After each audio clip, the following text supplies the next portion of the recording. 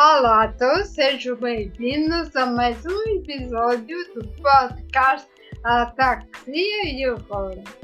Este podcast tem como objetivo desmistificar, sensibilizar e dar a conhecer a patologia atáxica. A ataxia como doença e como sintoma. Eu sou a Susana Anfitriã. Não se esqueçam de ativar as notificações, clicarem no sininho e partilhar para que este projeto possa chegar a maior número de pessoas. Até de hoje é Joana Alves. Desde já agradeço por ter aceitado o meu convite e participar neste episódio. Obrigada, Joana, e bem-vinda. Obrigada eu. A Joana Alves é uma jovem fisioterapeuta. Em 2015 terminou a sua licenciatura na Escola Superior de Enfermeiro Portuguesa em Lisboa. Se eu tiver a cometer alguma gafa, Joana, corrige-me. Eu conheço por aí, Joana, para tentar explicar como é que surgiu esta da área. Por que escolheu fisioterapia? Na verdade, eu acho que não fui eu que escolhi a fisioterapia, foi a fisioterapia que me escolheu a mim. Isto porque quando eu entrei na faculdade, aliás, eu sempre quis ser veterinária, portanto, Tem tudo a ver. tudo a ver, sempre quis ser veterinária e entretanto não tinha notas para entrar em veterinária. E soube de uma amiga minha que estava nesta faculdade e, entretanto, surgiu aqui algum interesse. Mas inscrevi-me sem saber basicamente o que era a fisioterapia. Eu fui mesmo assim às cegas. No entanto, tive a sorte de, na primeira aula, ter adorado, porque fizemos uma aula de análise de movimento e adorei, adorei, adorei, adorei, adorei. E então acho mesmo que foi a fisioterapia que me escolheu a mim e não que eu tivesse escolhido a fisioterapia. É engraçado, às vezes não temos noção do que é que vamos e depois ficamos É verdade. surpreendidas. Mesmo, E, fui mesmo porque achei interessante aquilo que ela me descrevia, mas sem saber o que era. então, e o que é a fisioterapia? O que é um fisioterapeuta? Então, a fisioterapia é basicamente um serviço que é feito apenas por fisioterapeutas, em que nós promovemos, mantemos ou restituímos o máximo de movimento ou capacidade funcional da pessoa ao longo da sua vida.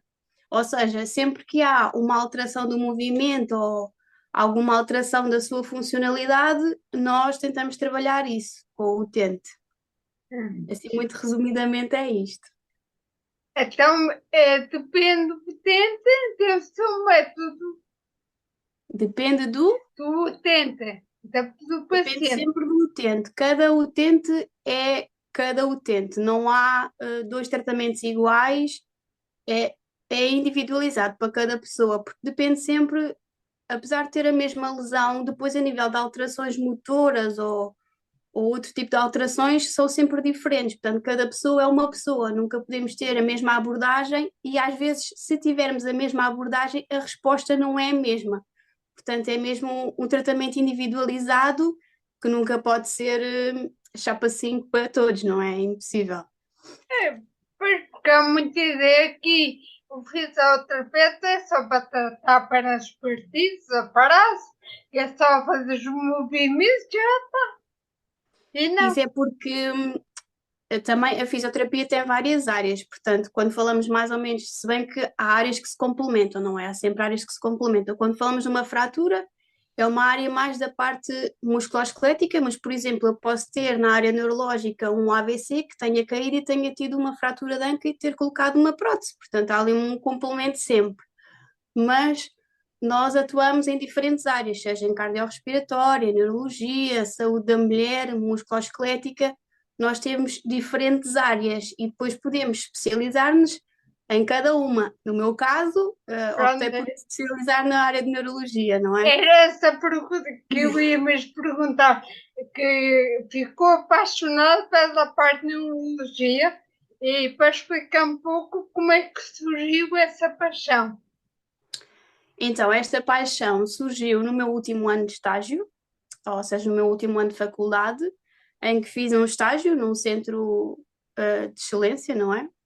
E Que é basicamente eu algo quando então, cheguei, né? foi Certo? Alcoitão, exatamente, quando, quando estagiei, quando cheguei, a neurologia não era uma opção de todo, portanto, basicamente foi como o meu início de percurso, em que fui, mas fui, não é?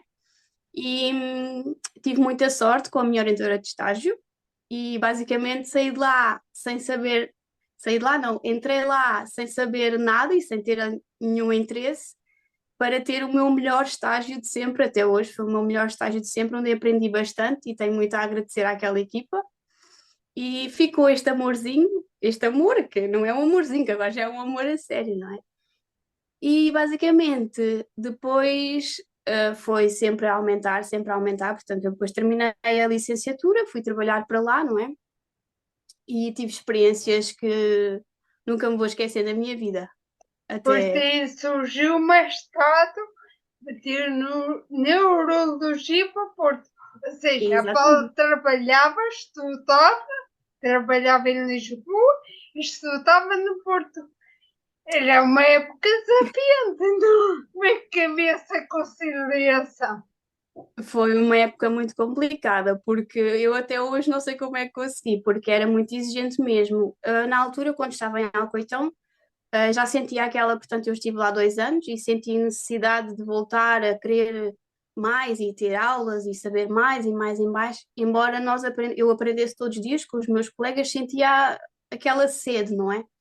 E entretanto fui pesquisar que mestrados é que havia e tinha alguns feedbacks sobre o mestrado do Porto e decidi inscrever-me e basicamente foi uma experiência muito um bocadinho desgastante porque era todos os fins de semana, portanto era sexta e sábado, em que eu trabalhava sexta de manhã e depois à tarde ia para o mestrado e ficava lá, mas também foi muito enriquecedora, não só a nível de conteúdos de neurologia, mas também a nível social, ou seja, conhecer outra cidade, outras pessoas, trouxe-me muitas coisas boas, mas foi muito duro, porque foi mesmo todos os fins de semana. Nós só tivemos um fim de semana livre e foi puxado, mas já está concluído, está tudo pronto. É, Joana, digamos que é um exemplo que corre-se pelo que se gosta. É verdade, Não, não é uma opção por ficar longe que não vai fazer.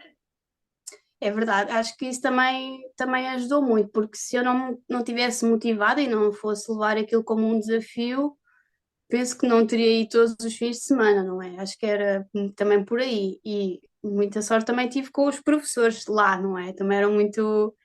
Eu penso que na manhã turma até era a única de Lisboa e depois até havia aquela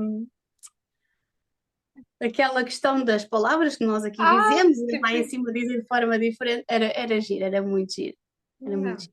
Então, agora a minha seguinte pergunta é: o que é que a fisioterapia e neurologia têm em comum? Qual, como é que a fisioterapia entra na parte neurológica? Portanto, pegando aqui pelo conceito da fisioterapia no geral, ou seja, quando há alguma alteração do movimento ou alguma queixa da funcionalidade por parte da pessoa, depois vamos transparecer isso para um caso de uma lesão neurológica, ok? Ou então vamos perceber que alterações motoras ocorrem após esse tipo de lesão neurológica, não é? E vamos atuar, vamos perceber através da análise do movimento humano quais são essas alterações motoras que existem e vamos perceber em conformidade não só com o utente ou com o cuidador ou com o familiar, que queixas funcionais é que existem, nem que seja o simples rolar na cama, o levantar e sentar, a marcha. Portanto, vamos atuar um bocadinho nas alterações também do movimento e da funcionalidade, mas decorrentes de lesões neurológicas. Então podemos dizer que é reassinar o cérebro a funcionar. É reensinar, até porque temos aqui o conceito da neuroplasticidade, não é? Sim. Em que o nosso sistema nervoso tende a se modificar quando tem algum estímulo, não é? E isso pode jogar muito a nosso favor no nível de lesão neurológica, portanto, nós podemos induzir o nosso utente a diferentes tipos de estímulo, enriquecer o ambiente dele através de desafios motores, alguns exercícios, e podemos potenciar a reaprendizagem ou a aprendizagem motora desse mesmo utente e depois ter uma melhor capacidade funcional. Que é muita imagem que é só os músculos. Depois a outra pessoa trata a parte muscular. E esquece que o cérebro é que faz essa ligação. O nosso cérebro é um mundo, e não é só a parte muscular, temos a componente motora, mas depois também temos a parte sensorial, informações sensoriais muito importantes também. Temos aqui a parte cognitiva, que não é bem a nossa área, mas também influencia muito o nosso trabalho, e tudo isto forma o sistema do movimento, ou seja, a componente motora, a componente sensorial e a parte cognitiva. É um todo, não é só músculo. Não podemos só olhar para a pessoa como um músculo, não é? Pois é, essa coisa, temos a olhar para a pessoa num todo, num conjunto de células que vai do cérebro até os ossos. Os nossos Sei neurónios, lá, os eu nossos sei que receptores. temos tanta coisa que, Exato. nem sei muito bem, mas há uma ligação, porque eu digo, porque há as compensações. Por exemplo, eu muitas vezes vou fazer perna para levantar um peso. Por exemplo, uma perna, quando por eu estou a levantar a mão, é uma das compensações. E há toda esta ligação neurológica de sistema nervoso, não sei, estou a cometer algum engano. Não dá a cometer nada, mas é basicamente sim. Temos a parte dos neurónios, dos nossos receptores, tanto que temos a parte das lesões do sistema nervoso periférico, do sistema nervoso central, tanto o nosso cérebro, a medula espinhal e os nossos músculos, receptores, onde temos receptores quase pelo corpo todo, não é? E essa questão das compensações também é uma questão muito interessante, porque, por exemplo, em lesões neurológicas é muito possível e é muito comum termos uma compensação ou uma atitude compensatória porque temos uma região ou mais fraca, não é? Ou alguma alteração de informação sensorial ou de sensibilidade e, e depois acabamos por ir buscar algumas estratégias compensatórias e acabamos por fazer uma análise do movimento à custa daquela ou daquele levantar de ombro ou levantar aquela perna de forma um bocadinho diferente do que seria um movimento normal, digamos assim, não é? Mas é muito comum. Pois agora que a Joana está a referir essa parte das compensações, também tem a ver com a postura, que vai interferir com a postura, ou são coisas diferentes. A postura é basicamente o nosso alinhamento do corpo, ou seja, como é que o nosso alinhamento do corpo está perante uma determinada tarefa, não é?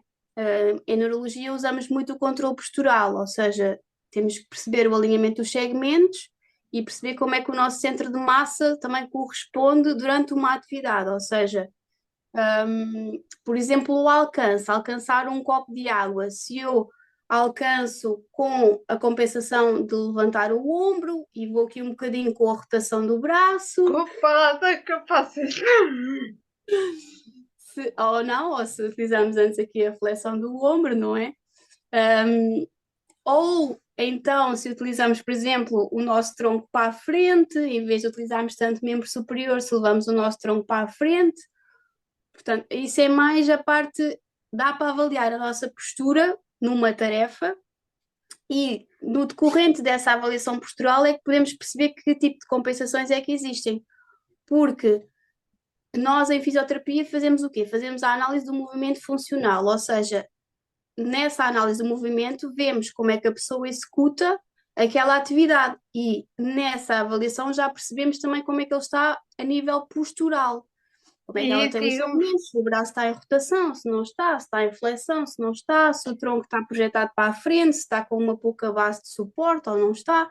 Portanto, avaliamos isso tudo no decorrer de uma atividade ou até mesmo quando o utente está estático. Também dá para perceber muitas das vezes como é que ele está posicionado, não é? então a fisioterapia, digamos que é para corrigir essas, essas eh, Eu diria que o ideal era nós restituirmos, ou seja, percebemos como é que se faz o movimento e tentarmos aproximar o mais possível do que seria o esperado, ou seja, do que seria o movimento normal. Claro que por vezes há situações que a compensação é muito mais forte, não é? E aquilo que nós poderemos fazer é entrar ali um bocadinho na compensação e como é que eu ia dizer, trabalhá-la, mas de forma a que ela não seja tão grande.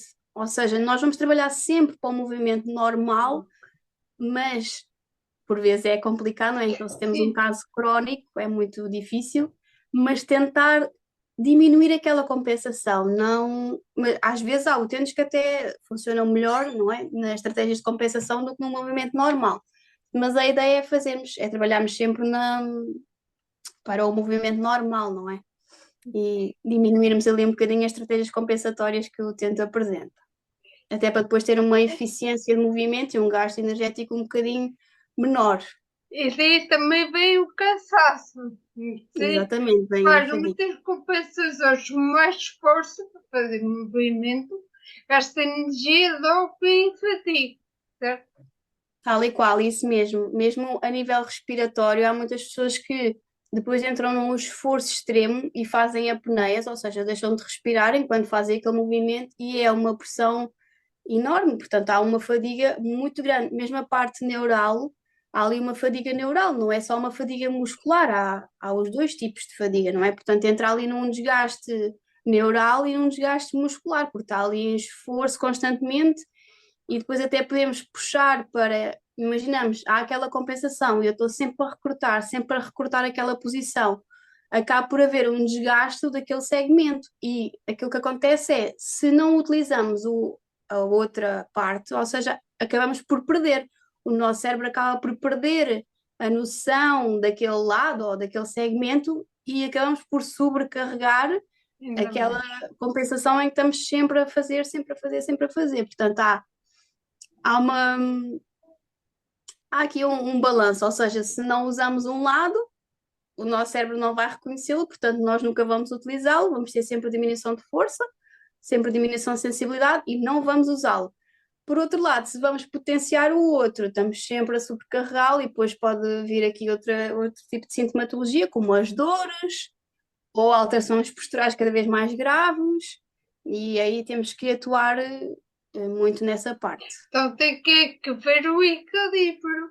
Exatamente, tem que haver aqui um equilíbrio entre, como em tudo, não é? Tem que Pois, haver aqui um equilíbrio. Porque depois também não é muito bom nós estarmos sempre a trabalhar na compensação, porque é sobrecarga de um lado e a não atividade do outro. a Joana está-me a descrever totalmente. Lado direito e lado esquerdo. O meu lado esquerdo tenho mais dificuldade em fazer certos movimentos e quando eu estimulo mais faço exercícios novos, há um cansaço, que eu digo que esse cansaço mental superior ao cansaço físico, que eu pensei, pá, pois como é que... Mas eu estou a digo, calma que isto não está a processar. A informação não chega, porque de facto torna-se, para mim, e acho que em muitos, torna-se mesmo a parte cansativa no parte neural. Porque estar a dizer outra vez ao cérebro como é que faz isto, se parece manter o que seja o que for, É cansa. um desafio. É um desafio muito grande, não é? É um desafio muito grande. É, é. E a tal coisa, às vezes é um gesto parece muito simples, como cada um coquetel, com a mão direita tentar, parece que eu tentar focar e olhar para a mão, tipo, vai lá, estica, vai, devagarinho, segura, depois fecha, depois. E quer dizer, os passos todos, todos. É, Sim, quer dizer, às vezes tentativa e erro também é aprendizagem. Quanto mais exato, tentamos e andamos naquela tentativa e erro, às vezes podemos entrar um bocadinho na frustração, mas pode vir a ser uma aprendizagem a longo prazo. Por vezes pode não correr bem na primeira, mas depois, com a mas, repetição, mas isto avançamos. tem a ver com a neuroplasticidade também. E Este, também tem a ver um bocadinho com a lesão em si, ou seja, com a estrutura, porque o cerebelo também tem a ver com a parte da aprendizagem motora, tem a ver muito também com o tipo de lesão, ou seja, aquilo que acontece perante uma atividade também, nós fisioterapeutas também temos que perceber quando fazemos a avaliação qual foi o tipo de lesão que teve, qual foi a área que teve, lesionada, não é? Porque esses fatores também influenciam muito depois naquilo que nós vamos ver ou que vamos avaliar, porque se nós tivermos uma lesão do cerebelo, já sabemos que a nível de precisão e coordenação as coisas vão estar diminuídas. Portanto, também tem um bocadinho não só a ver com a neuroplasticidade, mas essas coisas todas, ou seja, todas estas dificuldades também têm a ver com a lesão, ou seja, com a estrutura em si. Bem, isso não, ocorre também por causa do nosso amigo cerebelo, não é? Que também é um sim. mundo cerebelo. Pois digamos que a ataxia vem daí da lesão no cerebelo e que Exatamente. uma coisa não está muito bem. E na parte do equilíbrio também se trabalha na fisioterapia o equilíbrio. Também se trabalha muitas vezes o equilíbrio, principalmente nas ataxias, porque ocorre ali um déficit de equilíbrio pela instabilidade postural que existe, não é? Instabilidade postural e não só, não é? Portanto, mesmo pegando aqui um bocadinho no processo, nós para depois conseguirmos ter uma melhor marcha, não é? Ou seja, muitas das pessoas que chegam até nós, o seu grande objetivo é a marcha, não é? Ou melhorar as características da marcha. E, portanto, aí temos de trabalhar um bocadinho também o equilíbrio, não é? E temos que perceber como é que a pessoa. Eu posso trabalhar equilíbrio, sem ser em unipodal, na posição de pé, em unipodal. Posso trabalhar equilíbrio em semi-ajoelhado, em diferentes transições posturais, ou seja, não tenho que estar, com uma plataforma instável e, Ah, por não, vezes, não. é muito instável mesmo, por exemplo, nas ataxias é muito Já está instável. em pé mais que um minuto, já começa a Sim, tremer. sim, sim, sim. Isto seria uma coisa mais trabalhada, por exemplo, a musculoesquelética, não é?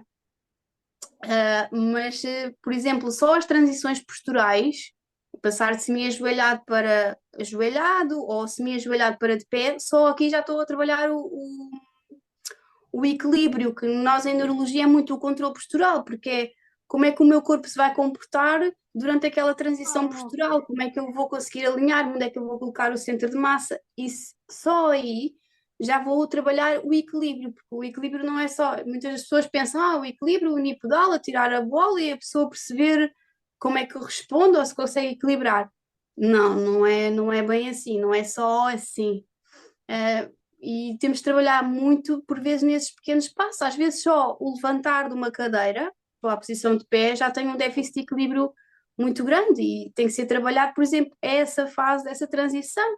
Descalçar a pessoa, para a pessoa receber mais informação sensorial, perceber como é que, a nível de estratégias, como é que ele se equilibra durante aquela posição, quais são as compensações que adota. Portanto, perceber tudo isso a nível de estratégias e a társica, de anca, perceber essas coisas todas que é para depois potenciarmos o nosso equilíbrio e depois então vermos como é que resulta na marcha, não é? Porque para conseguirmos marcha temos de ter algum equilíbrio. Sim, agora quando a Joana falou numa cadeira, eu lembrei-me nos auxílios de apoio com madeira. Isto se também está muito mais do que ali, porque há gandeiros que levantar para os árbitros. É, eh, puxar, não, puxar é assim, empurrar, Empurrar. assim.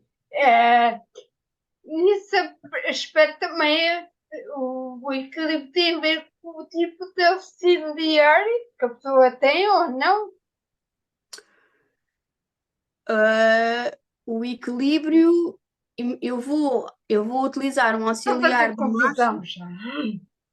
porque o equilíbrio é uma coisa, mas depois eu não vou escolher o auxiliar só consoante o equilíbrio que a pessoa tem. Eu tenho que perceber como é Ah, que a pessoa se comporta com aquele auxiliar de marcha, não é? Portanto, imagine essa situação do andarilho, um andarilho de 100 rodas. Portanto, eu sei à partida que a pessoa será, ou eu sei ou não sei, não é? Tenho que avaliar se a pessoa basicamente para andar tem que levantar o andarilho, e levantar o andarilho implica estarem na posição de pé com o objeto nos membros superiores. Será que tem equilíbrio para estar nesta posição tão exigente com o andarilho? Será que se eu levar o andarilho de quatro rodas, que a pessoa vai conseguir manter o andarilho perto de si e não faz aquilo que habitualmente muitos fazem, que é levar o andarilho a 300 metros de distância de si próprio, não é? E depois haver o risco de queda. ai, pois. Mesmo a nível de canadianas, bengalas, essas coisas, eu tenho que ter movimentos recíprocos entre braços e pernas, ou seja, tenho que estar ali a perceber se dá para coordenar e qual é os tipos de marcha que dá para fazer com aquele utente.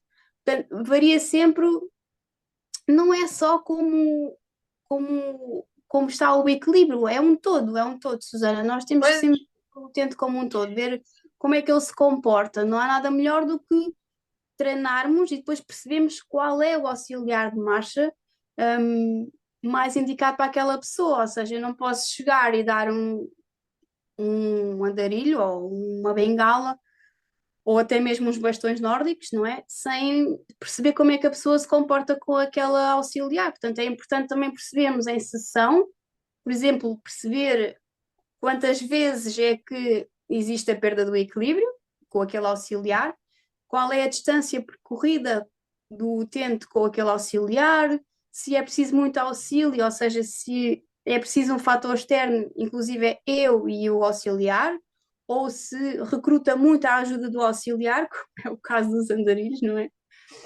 Ou pois. até mesmo, hum, é importante perceber isto tudo, não é só Tal coisa é um todo, não é? nós somos um todo, como o nosso cérebro é um mundo, nós somos um mundo. E Sim. então é importante perceber como é que aquela pessoa se qual é o desempenho daquela pessoa naquela tarefa, segundo o ambiente que ela tem, e ver como é que ela se comporta. É importante perceber todas essas coisas, todos esses componentes. Claro É, que, claro que depois, se eu quiser colocar umas canadianas, tenho que fazer o treino de marcha com canadianas, não é? Mas, por exemplo, imagina uma pessoa que traz duas canadianas e eu gostava que ele passasse para uma. Se calhar é importante perceber, trabalhar o controle postural naquela sessão, sim. introduzir depois, ver como é que se comporta só com um apoio e possivelmente se vir que há potencial ou não, não é?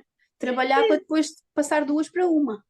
Diga. E se for o contrário, ou seja, se a Joana vir que o pessoa só tem uma, mas para ter mais equilíbrio, para não ter compensações, que é melhor duas, também existe essa possibilidade.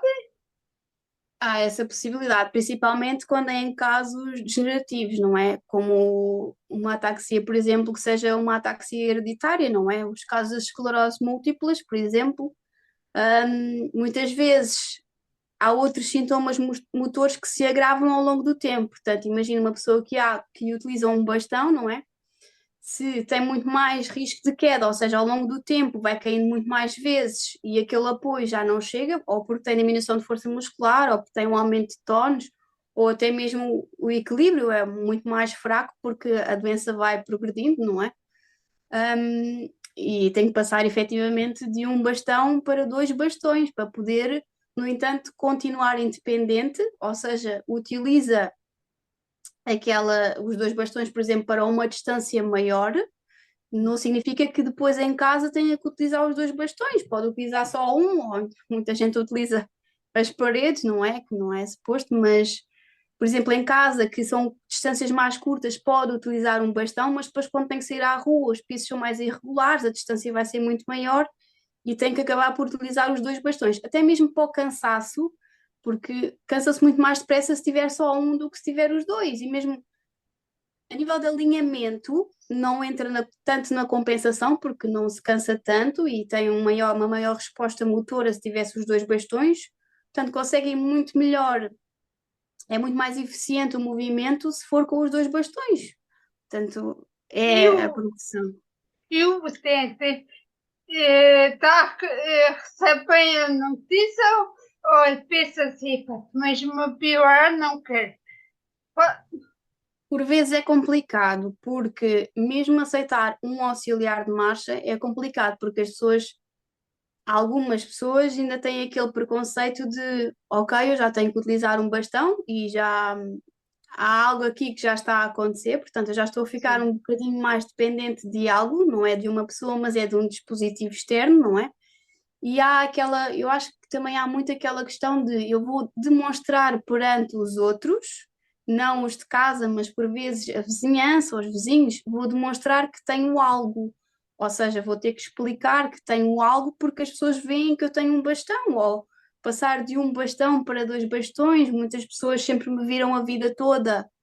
Isto é a minha pois. opinião, não é? Sim, Mas chega sempre lá. me viram a vida toda independente, desenrascada e essas coisas todas, e de repente a doença aparece, não é? E eu começo a ficar um bocadinho mais debilitada e tenho que utilizar outros recursos. Portanto, acho que também há essa questão da parte da sociedade, não é? É aquele confronto não só com a doença, mas também com a doença na sociedade, ou seja, é demonstrar que eu estou um bocadinho mais fragilizada e que tenho que utilizar auxiliares de marcha. E eu penso que Pois seja assim um pouco. eu concordo, que ainda não há aquele pensamento tipo, isto é bom para mim, dá mais liberdade e não existe riscos de queda, posso me deslocar para mais sítios sem me preocupar, digamos assim. Este pensamento também ainda não Acho existe. que é um bocadinho os dois, ou seja, é aquele confronto com o avançar da doença, ou seja, com aquelas alterações motoras que já estão a aparecer, e depois, não sei se é logo depois, mas efetivamente acontece isso depois durante o processo, que é a pessoa percebe que se não utilizar aqueles dois bastões, que acaba por cair muito mais vezes, e o decorrer das quedas pode haver coisas muito graves, como as fraturas, e ficar ainda pior numa cadeira de rodas, não é? Portanto, pode haver uma regressão ainda maior. Eu acho que há muitas duas coisas. Há muito aquele confronto de eu estou doente e estou com algumas alterações motoras, ou eu acho que é muito as duas coisas. E depois há a outra parte de, ok, se eu quero me mexer, se eu quero continuar independente, eu tenho que ter aqui algum auxiliar e se ele me permite isso, porque não, não é? Eu acho que há muito essas duas, estão as duas coisas ligadas, se bem que em fases diferentes, e isso depois depende sempre da pessoa, É, acho eu. pois o nosso, pelo que estou a ver, isso é que muitas vezes o auxiliar não é muito bem aceito pelo doente ou utente. Mas digamos que era essa trabalhar de mentalidade que não é o fim do mundo, é uma segurança. E muitas vezes aquele auxiliar até pode ser só durante determinada fase, não significa que vá ficar com ele. Claro que o oposto também pode acontecer, não é? E passar aquela situação que estávamos a falar há pouco de passar de um para dois. Mas imagino, por vezes até pode acontecer o facto de eu precisar daquele auxiliar de marcha naquela fase, mas depois conseguir trabalhar no sentido em que posso retirá-lo e ser Pois, mais seguro sem ele, porque já não preciso dele. pois Acontece que muito. existe também a parte do fadiga. Naquele período posso sentir mais cansado, mais fadiga, tanto muscular como neural, então é mais seguro ir por ali. E há outras fases que, então, porque o stress, o dia a dia, muitas vezes me influencia o cansaço. Por isso, por isso penso assim, o que Consulta agora durante X dias ou semanas da quadrilha, ou seja, o que for, é melhor que e depois daqui uns tempos voltar combinado. Exatamente. É sempre melhor no sentido de que, se for para a nossa segurança e para a prevenção de quedas, que é o mais importante, é a nossa prevenção de quedas em situações com ataxia, não é? Porque uma queda causa sempre, causa muitas das vezes, não é?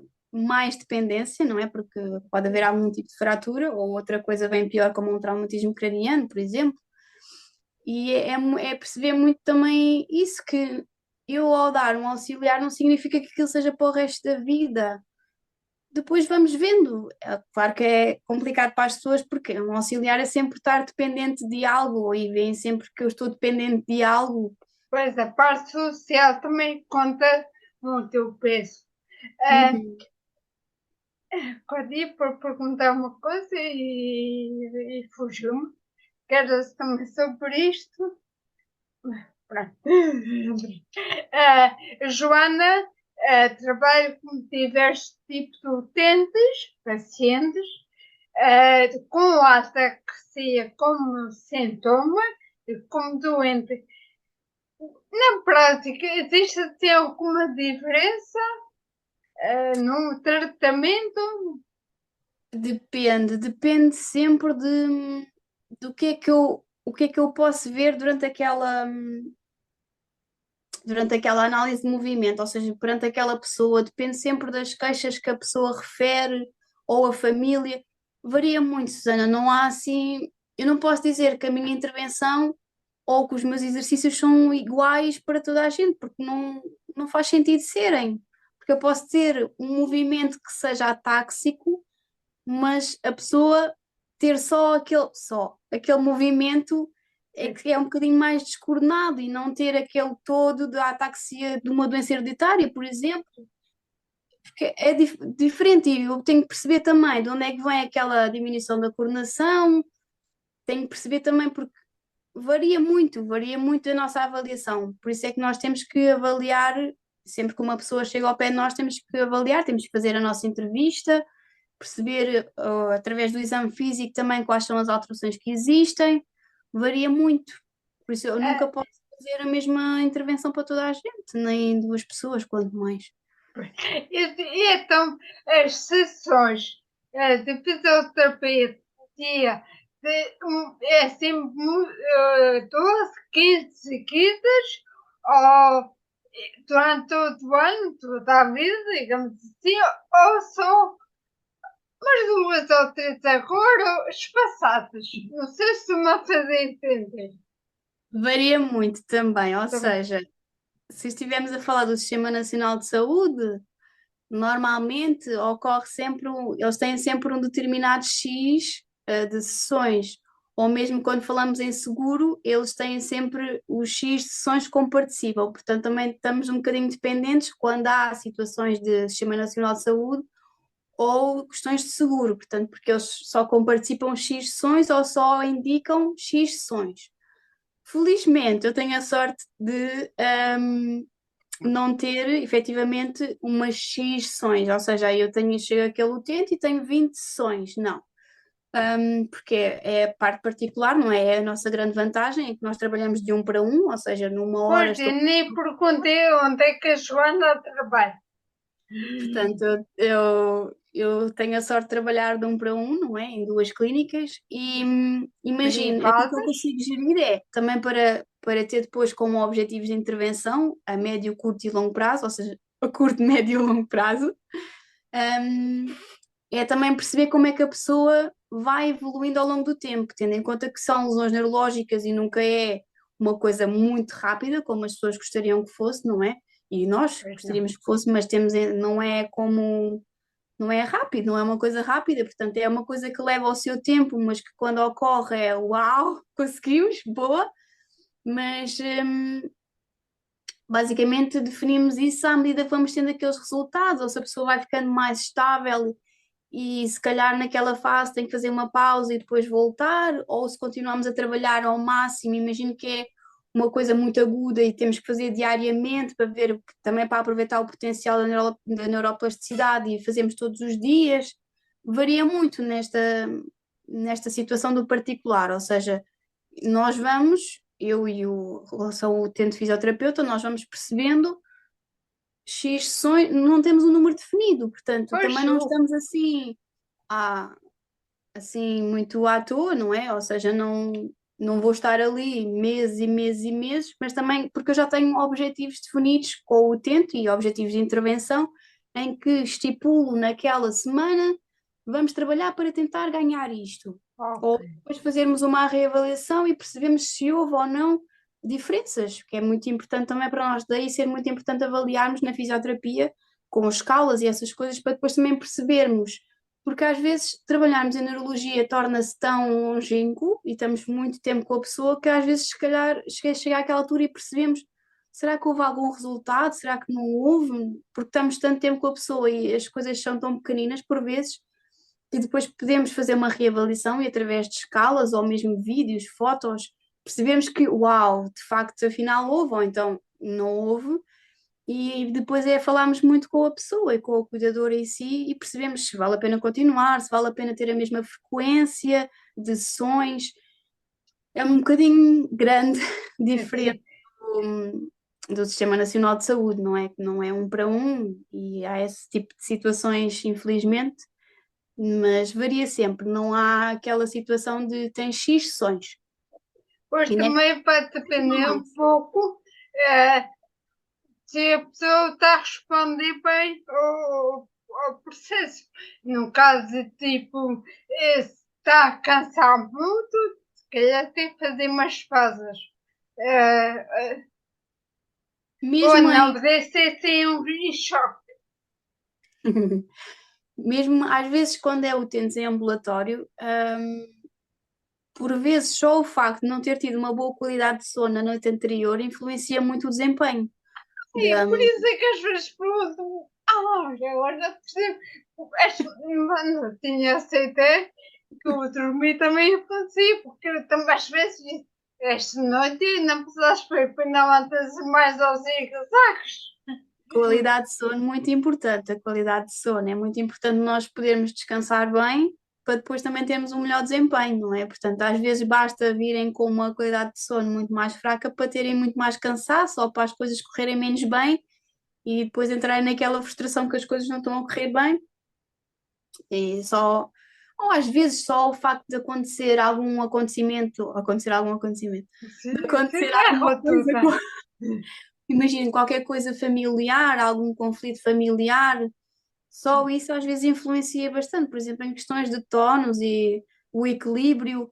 Às vezes a pessoa veio um bocadinho mais estressada, não é? Porque ocorreu ali algum evento familiar mais estressante e isso influencia. Então o ambiente externo também influencia o estado utente, paciente.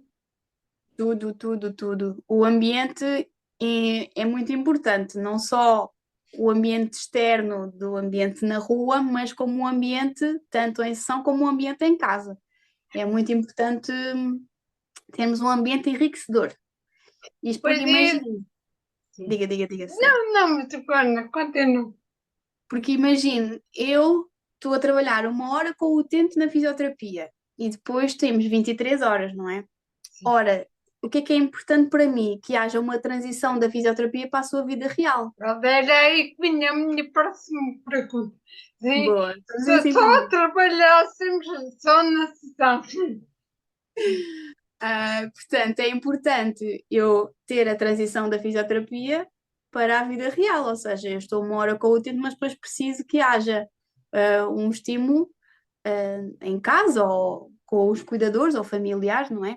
Portanto, preciso que haja um ambiente enriquecedor, onde haja desafio motores, onde ele possa, por exemplo, fazer exercícios em que eu tenha feito um programa de exercícios e ele executa os exercícios em casa, Tipo, trabalho de casa, tipo de trabalho de casa, que por vezes é um bocadinho complicado porque muitas famílias nos dizem, ai, mas ele em sessão faz isto, e depois em casa não quer fazer, então também temos que motivar e consciencializar aqui um bocadinho o utente para fazer em casa, porque é aquela situação de trabalhamos uma hora, mas depois é preciso trabalho durante as outras 23, não é? Pois, E depois também há aquele volume ou dose de intervenção, ou seja, eu vou ter um volume de experiências muito mais superior, ou seja, a nível de recuperação também posso ter um maior benefício.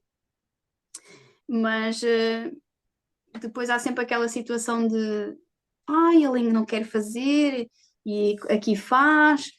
E depois também há muito o que é que temos que fazer nessas situações? Temos que também perceber com os familiares ou com os cuidadores, ou eles assistem à nossa sessão e percebem algumas coisas que podem transferir para casa, ou então consciencializar todos, por exemplo, leva um programa domiciliar sim.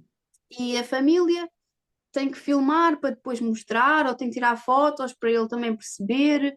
Portanto, hoje em dia há vários dispositivos que podemos usar de atividade física, hum, softwares, esse tipo de coisas, também para haver aquele trabalho em casa, porque é muito E para importante. certificar que é feito, que depois para não ter.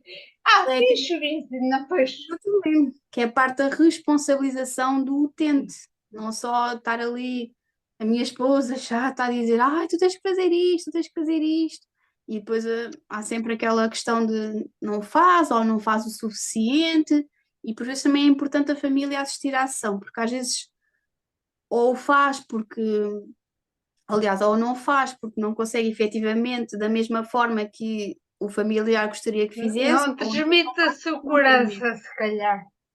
Sim, às vezes isso também pode acontecer, que é eles sentem-se muito mais seguros connosco do que com o familiar. Mas isso eu acho que é resolvido em sessão, porque eu não sou uma pessoa muito forte, não é? E às vezes as pessoas pensam que, por exemplo, só na transferência não custa assim tanto, desde que seja executada de uma forma correta, não é?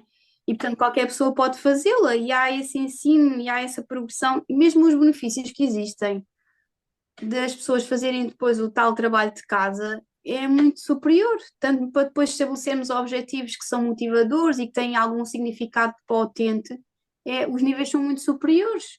É E, consciencializar um bocadinho a pessoa, responsabilizar o utente e trabalhar ali um bocadinho, porque às vezes há muita desculpabilização do utente, que eu não consigo, também há essas questões, nem tudo é um mar de rosa, né? Eu não sim, consigo, eu não consigo, eu não consigo, e vai lá e acaba por ser o familiar, por exemplo, a fazer, e não a pessoa. Às vezes também pois. é um bocadinho diferente, porque em sessão faz tudo, por exemplo, apertar um simples sapato, consegue fazer em sessão, mas depois em casa diz que não consegue e a esposa vai lá e aperta. São estas Eu, coisinhas. como diz-me, Exatamente. E a desculpabilização também é complicada, e então também temos de trabalhar muito neste sentido e sempre em conjunto com os cuidadores ou familiares e com o utente. É um todo, temos de trabalhar nós, fisioterapeutas, em equipa multidisciplinar e também com os familiares e cuidadores. Temos de ter sempre trabalho com várias pessoas. ainda Só assim. temos essa questão. Eu nunca notou que, oh, não sei, é que a motivação do utente é diferente, ou seja, em casa não faz porque não se sente motivado, é quase que tem que fazer por uma obrigação, porque a família, o cuidador, diz para fazer. Em casa é muito aquilo que a Susana estava a dizer, que é muito o acomodar, ou seja, eu tenho alguém que Ah, pode fazer por mim, não é? Que é muito mais fácil sim, pedir, e na fisioterapia isso pode não acontecer, não é? Além disso, acho que uma coisa é eu estar na minha casa e estou segura, estou cómoda, e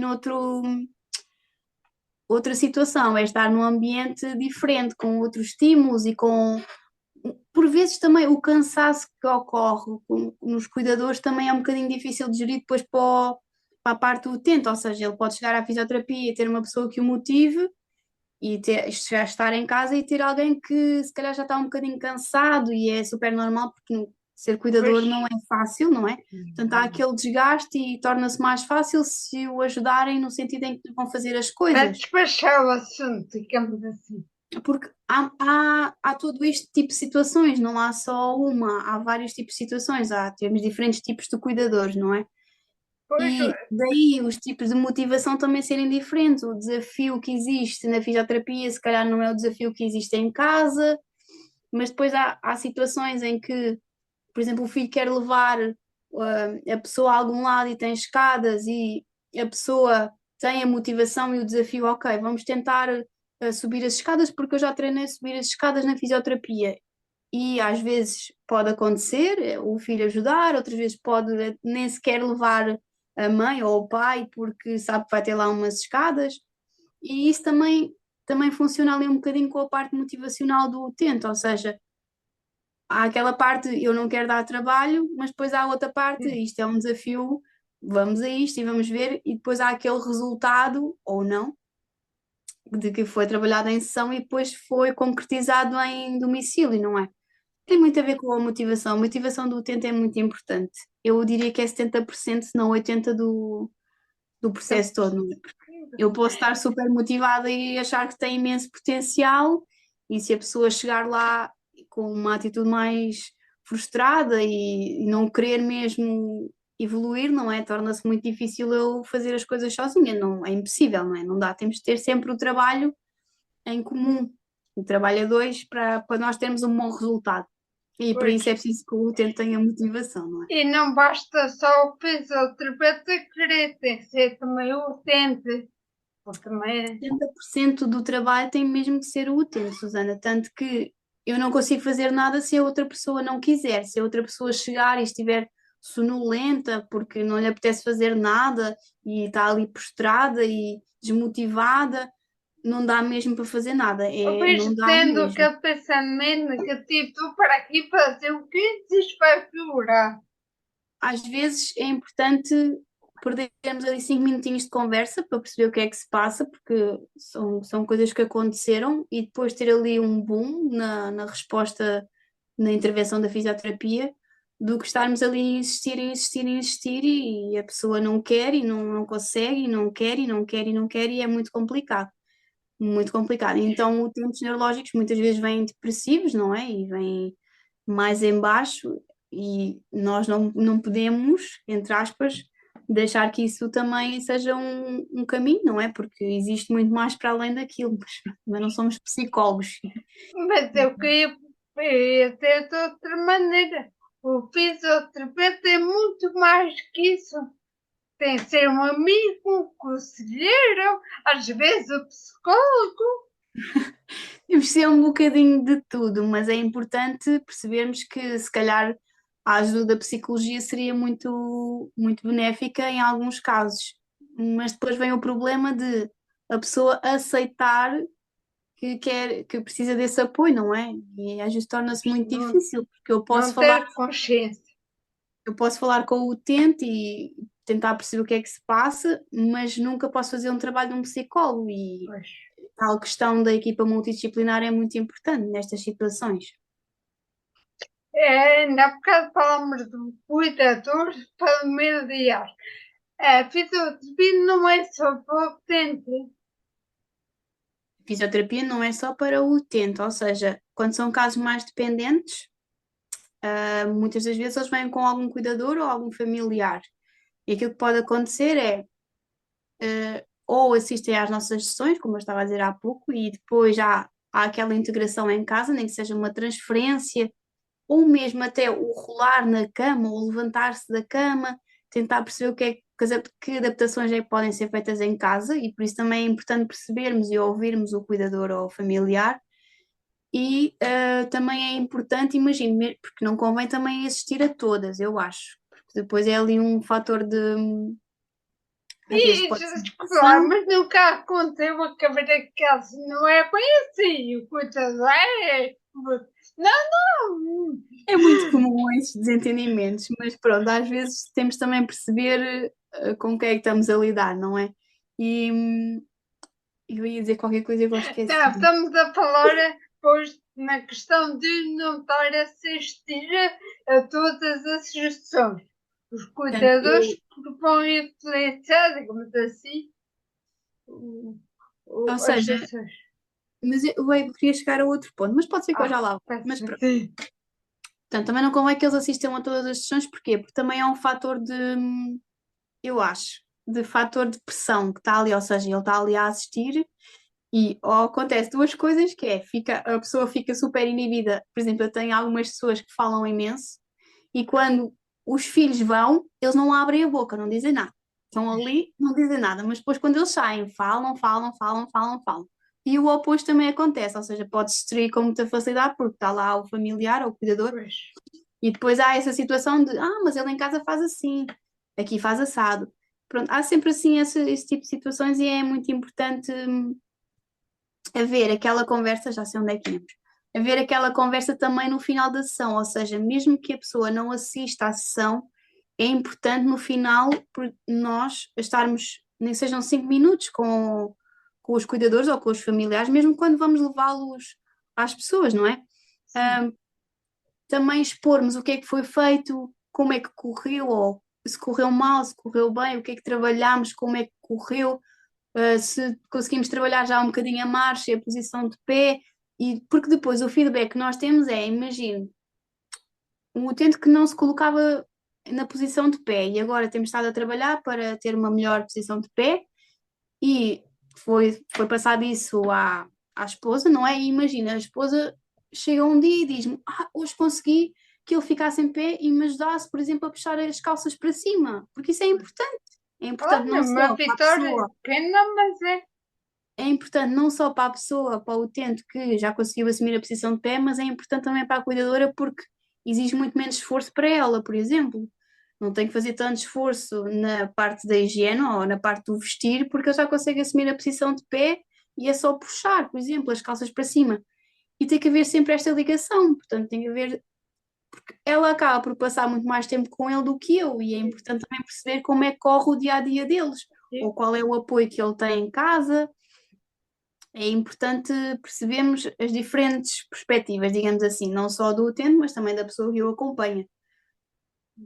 Às vezes E, também temos outra situação que é, muitas das vezes a pessoa que vem com o utente não é a pessoa que passa o tempo todo com ele. E é importante percebermos e falarmos com a pessoa que passa o mais tempo possível com o utente, para também percebermos quais são os comportamentos, como é que pode utilizar ou utilizar, como é que pode facilitar esse tipo de situações. Trabalho em mas equipa. na fisioterapia também ensinam a fazer transparências, porque não é de qualquer maneira levantar como, Ensinamos a fazer como transferências, mesmo Susana, o levantar de uma cadeira para a posição de pé, às vezes as pessoas são puxadas e não há essa necessidade, basta fazer o ensino de chegar um bocadinho mais à frente, colocar tronco para a frente, mãos na direção do chão e fazer força nas pernas, porque às vezes há muitas pessoas que os puxam e depois chegam à fisioterapia e dizem, mas ele já se consegue levantar. Sim, já se consegue levantar. E se não há este trabalho, também as pessoas também não vão saber, não é? assim, porque está a coisa que fisioterapia também é um mundo, porque se as pessoas são todas diferentes, têm e lidam com maneira diferente, eu faço o trabalho também tem que ter essa dinâmica, essa estrutura de Essa adaptação. adaptação e saber o que realmente é, na verdade, o que é dito e o que é, digamos, oculto, inventado, É isso para mesmo. criar maior sentido. Uhum. Temos que avaliar muito bem tudo, um bocadinho de tudo. E tentar sempre motivar e tentar fazer o ensino dos cuidadores e familiares. É muito Pois, importante que estejam a par. e essa interação entre os familiares, cuidadores, utente, fisioterapeuta, acho que é essencial Uhum. para a harmonia, porque Mesmo para nós definirmos os nossos objetivos, portanto, é importante também percebermos o que é importante para eles, o que é importante para eles como família, é importante para o utente, porque eu não vou estar a trabalhar uma coisa que, por exemplo, o utente não quer trabalhar a corrida. Não? Se uma pessoa não quer correr, não vale a pena estar a sim, trabalhar. Vale a pena, não é bem não valer a pena, mas se calhar tem que haver outras coisas se não prévias. estimula, não, pois, exato. Depois vem a Pode parte nem do que seja desporto. querer jogar, eu também não, ou ser três. Calhar que vai trabalhar mais as partes das mãos e dos braços, fazer Uhum. caminhada, não? Deve ser também parte do lazer também para que corresponde para Muito melhor importante, estar. muito importante. E isso pode ser feito naquela fase de transição da fisioterapia para a vida real, a parte dos hobbies, muito importante. Que é uma Ah, coisa que a pessoa, e na nossa entrevista nós retiramos muito isto, que é quais são os hobbies que a pessoa tem, o que é que gosta de fazer. Muitas das vezes as pessoas dizem, eu antes gostava de fazer, mas agora já não gosto de fazer nada. Tem que haver sempre alguma coisa que goste, nem que seja ler um livro, qualquer coisa, porque também estar o tempo todo a pensar naquilo e estar ali a e refletir também estar não. numa cadeira à espera que o autocarro passe. Também não ajuda nada, Eu não é? já tive essa situação, por isso também. Sei que não é o que eu gosto de fazer. Ler custa ler. Esfolhar o livro ainda pior. O computador foi horror e não consigo estar mais 5 minutos. São para Às isto. vezes pode-se descobrir coisas novas que gostem, não é? E nem E sequer sempre também a parte ali. de a pessoa estar animada, mais no fundo do poço, digamos assim. É evitar também aqueles comportamentos sedentários, estimular um aumento dos níveis de atividade física, não é? Mesmo eu, ao facto de estar a aumentar o nível de atividade física, depois posso ter uma melhor qualidade do sono, porque estou com aquele cansaço bom e depois posso dormir um pouco melhor. É ajustar também a rotina um pouco para estimular a recuperação. Hum, e isso dos hobbies e fazer coisas também é importante, não só para o utente também se sentir útil, digamos assim, não é? Mas e inserido no contexto e não estar ali só à E espera. ajudar a passar o tempo também. Mesmo esta questão Está. de depois os resultados que se pode ter é completamente diferente. Não está ali as 23 horas parado, está em atividade. Às vezes não significa que esteja sempre a fazer exercícios de fisioterapia, mas se estiver a fazer uma atividade que goste, ele já está ali a trabalhar, já está a ter informações sensoriais, já está, o cérebro dele já está ali a ter estímulo. E isso é muito importante do que estar parado sem receber estímulo nenhum. É muito importante. Temos aqui muito mais para conversar. Acho que nem falamos metade daquilo que apontei, mas também já vão pensar quase uma hora. É, eu não queria me alongar muito mais. A Ok. Joana, para fechar, tem alguma dica, sugestão queira deixar para quem nos está a ouvir? Pegando aqui um bocadinho, porque já tivemos uma conversa anterior, não é? E em que falamos de situações, por exemplo, da casa, e acho que talvez isso também seja importante. Eu pensei um bocadinho sobre essa situação e acho que é muito comum, eu diria que os conselhos que são dados são muito comuns em todos os utentes que têm alguma lesão neurológica, ou seja, a situação dos tapetes no chão, de ter alguma luz noturna e não ir às escuras, por exemplo, do quarto até à casa de banho, pode acontecer alguma queda. Todas essas situações, os sofás, as cadeiras que tenham braços e que não sejam muito baixos, porque quanto mais baixos forem, mais difícil é depois para se levantar, ou seja, sofás ou cadeiras que sejam estáveis e que tenham braços. Hum, Todas essas coisas são muito comuns, a todo o tipo de lesões neurológicas, eu acho. Mas quando estamos a falar da parte da ataxia, eu acho que era muito importante, a particularidade da diminuição da coordenação, ou seja, termos cuidado com essas situações, mas, por exemplo, a nível de interruptores, quando tenho um interruptor muito alto ou muito baixo e tenho que levantar muito o braço ou baixar um bocadinho mais e torna a instabilidade postural maior. Ou seja, assegurar-me de que, por exemplo, como eu já sei que vou ter uma diminuição da coordenação, assegurar-me que eu estou bem apoiada para depois poder libertar o Ah, braço e ligar e desligar, por exemplo. Ou seja, é importante termos em atenção a particularidade da diminuição da coordenação neste tipo de patologia. Mas de resto eu acho que é muito comum em todos. E depois depende sempre da particularidade de cada um, não é? Mas é muito comum este tipo de situações dos sofás, dos tapetes, dos interruptores, das luzes. É muito comum e mesmo em pessoas sem lesão acho que são coisas que formam uma casa mais segura, não é? E segurança é muito sim. importante. Claro que sim. para evitar esses riscos de queda e para aumentar, para não aumentar ou prejudicar o estado de saúde, tanto o utente que depois também do cuidador, porque muitas vezes não é só o utente que sofre, o cuidador tem muito mais para fazer, muito mais trabalho. E por isso também está coisa, há bocado é preciso também saber o equilíbrio. Não é mudar a casa toda, mas E apenas adaptá-la. esses ajustes. E existe Exatamente. aparelhos para adaptar, por exemplo, não acender e desligar as luzes. É que É eu porque estou. são coisinhas muito simples, mas eu acho que fazem a diferença. Porque Sim, e são situações que são recorrentes, são coisas que acontecem, portanto, sabemos perfeitamente que elas podem resultar em quedas, não é? A situação das luzes, muitas vezes levantamos às escuras e vamos à casa de banho e só aí pode ocorrer uma queda e depois pois alguma basta complicação. pensar que a porta é mais de um lado ou do outro, estar a cadeira mais deslocada, assim, é Ou até logo. mesmo às vezes na cozinha ter atenção a algum objeto que esteja no chão ou alguma água que possa ter caído para não escorregarmos. Esse tipo de Pois, coisas pequenininhas que eu acho que são comuns a toda a gente, mas depois temos que ter em atenção a particularidade de cada um. voltamos sempre a esse ponto, que cada um é único. Não dá para fugir, não dá para fugir. Ah, mas pronto, acho que nesta conversa ficamos a saber o essencial, o que é a fisioterapia, o fisioterapeuta, e alguns cuidados que deve ter.